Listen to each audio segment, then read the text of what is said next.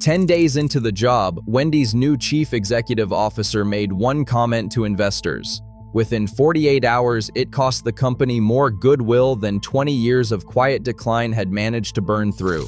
This is how a $3 billion American dream ends. Dave Thomas had filmed over 800 commercials before anyone told him he was good at it. He was 56 years old when the first one aired in 1989. He was slightly awkward on camera. He was visibly uncomfortable with anything that felt like performance. Wendy's ran it anyway. Then they ran 800 more because the awkwardness was the point. He looked like someone who would actually eat there. He was. To understand why those commercials worked, you have to go back 20 years before the first one aired. In 1969, in Columbus, Ohio, Thomas was 37 years old and had spent his entire life working in fast food kitchens. He looked at what McDonald's and Burger King were doing and decided he could do better. The beef at those places was frozen. The quality was inconsistent. The big chains had stopped trying because the market had stopped making them try. Thomas opened the first Wendy's on November 15th on Broad Street in Columbus. Fresh beef, never frozen, cooked to order, a square patty, because the company's founding philosophy was that you do not cut corners. He named the restaurant after his daughter Melinda. Everyone called her Wendy. The formula worked immediately. By 1978, Wendy's had grown to 1,000 locations. 1,000 locations in 9 years, built on one thing. The product was measurably better, and customers could tell. McDonald's was still number one. Burger King was still number two. But Wendy's was closing the gap fast, and the people who ran those companies had very long memories. The peak came in 1984. Wendy's ran a commercial featuring a tiny elderly woman named Clara Peller staring at a competitor's burger and asking 3 words that the entire country repeated for months. "Where's the beef?"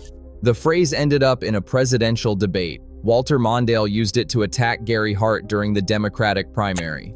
A fast food slogan became shorthand for political substance. By the time he died in January of 2002, Thomas had filmed over 800 commercials, more than any company founder in the history of American television. Audiences trusted him because he was not performing trust. He was demonstrating it. And as long as he was alive, the brand had to live up to what he was telling people. Thomas died on January 8, 2002 at the age of 69. He had been sick for some time, and Wendy's had not prepared for what came after because they had never seriously considered that there would be an after. His face had been on the packaging, the commercials, the brand identity for over a decade. The company held a public memorial in Columbus. Customers sent letters. People who had never met the man felt like they had lost someone they knew. Wendy's tried. They cycled through campaign after campaign. Do what tastes right. It's way better than fast food. The commercials kept running, but nothing could replicate what Thomas had been doing without knowing he was doing it. He had not been selling hamburgers. He had been vouching for them, and the company had no idea how to do that without him. That vulnerability was not invisible to people who knew how to use it. In 2005, Trian Fund Management acquired a major stake in Wendy's International. Nelson Peltz knew the playbook. Buy into a consumer brand, push for refranchising, extract the cash, move on. Refranchising means selling the stores the company owns directly to independent operators. It generates immediate cash, but it hands quality control to people whose primary interest is their own margin. A franchise owner squeezed by thin profits cuts corners somewhere. The produce gets less fresh. Training gets thinner. You drive 30 minutes to a Wendy's because you remember what it tasted like, and what you get is not that. You do not go back, and the company never finds out why. By 2023, Wendy's operated about 415 of approximately 7,200 total locations worldwide. The rest were franchise operations. The experience had become exactly as inconsistent as you would expect from a system designed that way. The answer apparently was to buy another chain. In 2008, Triarch, the parent company of Arby's, acquired Wendy's and merged the two chains under one corporate roof. The combined company was called the Wendy's/Arby's Group. Wendy's customers wanted a better burger. Arby's customers wanted roast beef sandwiches. The overlap was negligible and the operational logic for combining them never existed. What there was an opportunity for Triarch to extract value from both chains simultaneously while the corporate team figured out what to do next. Franchise owners who had already watched 3 years of cost-cutting now had to deal with a corporate parent that was visibly distracted. Resources that should have gone into store improvements and menu development were going into merger integration that produced nothing customers ever saw. In 2011, Wendy's sold an 81% stake in Arby's to private equity firm Roark Capital for $430 million in aggregate transaction value. 3 years of management attention burned. The brand was still in third place with nothing to show for the detour except a cleaner org chart and a check that mostly went back to shareholders, so they tried something different.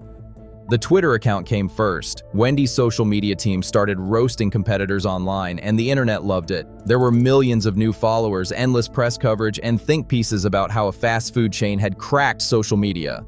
None of it fixed a single franchise operator cutting corners on produce. A breakfast launch in 2020 gave them a real foothold in the one day part they had never owned. Wendy's had always been strong at lunch and dinner, and the morning menu was the gap they had been missing. Then the pandemic killed the morning commute for 18 months, and the momentum died before it could build a real customer habit. But neither of them addressed what was actually broken, which was that the brand had spent nearly 2 decades making decisions for shareholders rather than for customers. The brand was getting credit for personality it had not earned back yet. On February 15, 2024, Kirk Tanner stood in front of investors 10 days into his tenure as chief executive officer and told them digital menu boards would allow the company to vary pricing by time of day. Peak hours, higher prices. The same logic as Uber on a Friday night applied to a cheeseburger. The remarks attracted almost no attention in the room.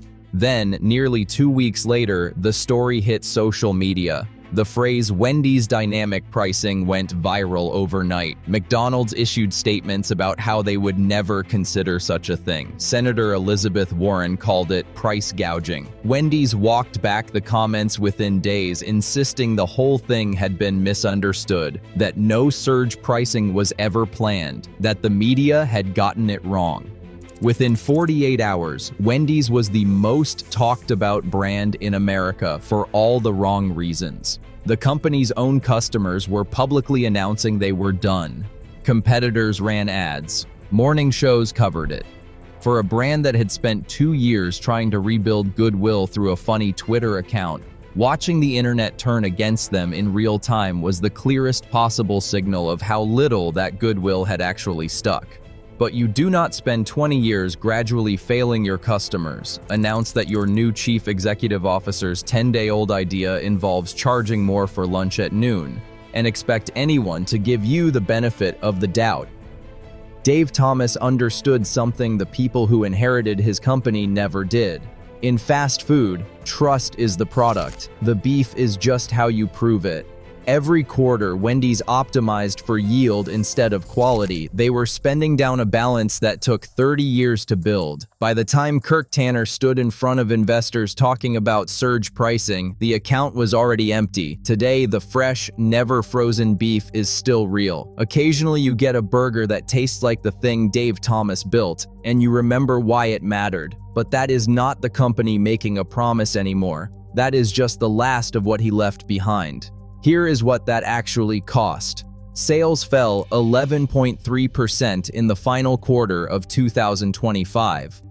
The company closed 28 locations that quarter alone and has announced a total closure program of up to 350 locations through the first half of 2026.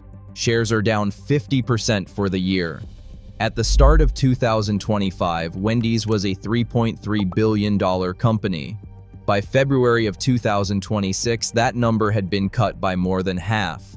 The interim CEO called 2026 a rebuilding year. The turnaround plan has a name. They called it Project Fresh. Dave Thomas opened the first Wendy's on November 15, 1969, on Broad Street in Columbus. He named it after his daughter. He said, "You don't cut corners." 56 years later, the people running his company are closing 350 stores and calling it Fresh. If you are the kind of person who wants to understand exactly how a brand destroys itself from the inside out, this channel covers one corporate collapse every week. The next one is already in production. Subscribe so you don't miss it.